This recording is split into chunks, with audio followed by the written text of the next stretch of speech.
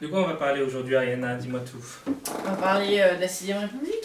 La 6ème République, on en a déjà parlé avec Hamon et Victor. Mais non, mais Hamon, c'est une blague quand il parle de la 6ème République. Mélenchon, il dit quoi?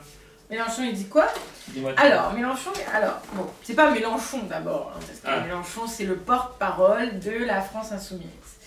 Donc, la France Insoumise, on a discuté avec plein de gens, des gens spécialistes de la Constitution, de toutes ces histoires juridiques et là, voilà. Donc, le plan, ce serait, dès que la France Insoumise est élue, on convoque un référendum. Lors de ce référendum, il sera demandé aux gens, voulez-vous modifier la Constitution, oui ou non? Si oui, de quelle façon? Et là, il va y avoir des propositions. Donc, vous pouvez donner votre vote au tirage au sort. Vous pouvez donner votre vote à une proposition politique qui y en aura plusieurs, dont une de la France Insoumise. Ensuite, on démarre l'Assemblée constituante et puis ce seront des gens qui seront qui n'ont jamais été élus de la 5ème République, aucun parlementaire de la 5ème République, et qui ne pourront plus être élus après avoir participé à l'Assemblée constituante. Et une fois que ça va prendre à peu près 2 ans, on va dire, ces gens-là vont travailler là-dessus, une fois que la Constitution sera effective, que sera écrite, on la reproposera par référendum au peuple français qui votera oui ou non. Si on vote oui, c'est bon, la 5ème République s'arrête, on démarre la 6ème République. Jean-Luc Mélenchon n'est plus président de la République, parce que peut-être qu'il n'y aura plus de président dans la 6ème République. Et si le peuple dit non, eh ben, on recommence à travailler dessus. Voilà. Qu'est-ce qu'ils veulent dans cette constitution? Alors le projet politique de la France Insoumise pour la 6ème République, donc on veut insérer plusieurs nouvelles règles, donc, notamment la règle verte. Donc on ne prend pas à la Terre plus de ressources renouvelables qu'elle n'est capable de renouveler dans une année. Ensuite, on veut aussi donner le droit de vote à l'âge de 16 ans, le vote obligatoire, la prise en compte du vote blanc et surtout le droit de révoquer les élus. C'est-à-dire que par exemple, ce qui nous est arrivé là, il y a 5 ans, François Hollande qui a fait tout son beau discours, ses petites promesses et blablabla, et qu'il n'a rien fait du tout de ce qu'il a dit qu'il allait faire, et au contraire, il a peut-être même fait l'inverse, mais ça ne pourra plus arriver. C'est-à-dire que à la mi-mandat, on pourra décider, s'il y a on recueille un certain nombre de signatures, on pourra convoquer aussi un référendum pour demander aux Français s'ils souhaitent continuer ou arrêter avec la personne qui a été élue. Et le non-cumul des mandats aussi, donc on veut empêcher la professionnalisation de la politique, rétablir un cercle de virtuosité des politiciens issus des citoyens.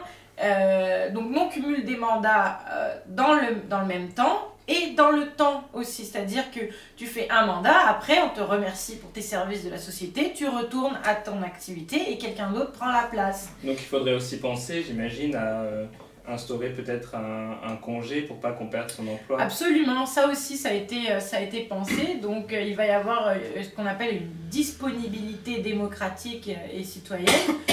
Donc les citoyens pourront, dans leur contrat de travail, demander un congé de disponibilité pour aller représenter les Français dans les institutions qui seront disponibles dans la 6ème République. C'est intéressant. Moi je trouve ça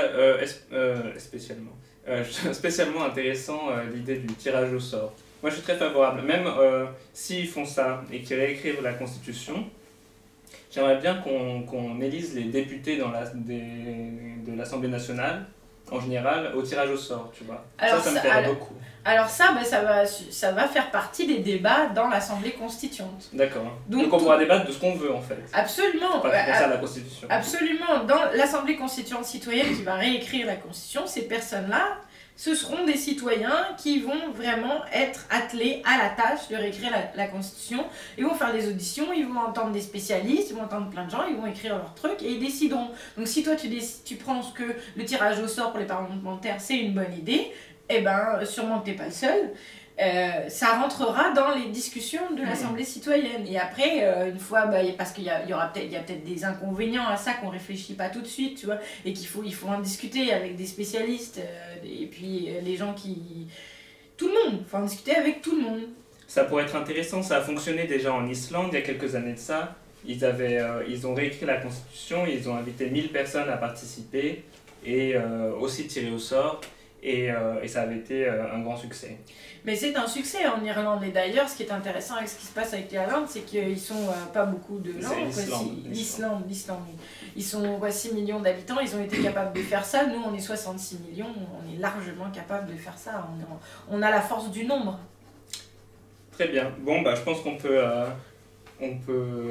Au Venezuela, ils écrivaient les nouveaux articles de la Constitution qui étaient soumis à discussion sur les paquets de riz et d'alimentation basique. Ah, c'est génial.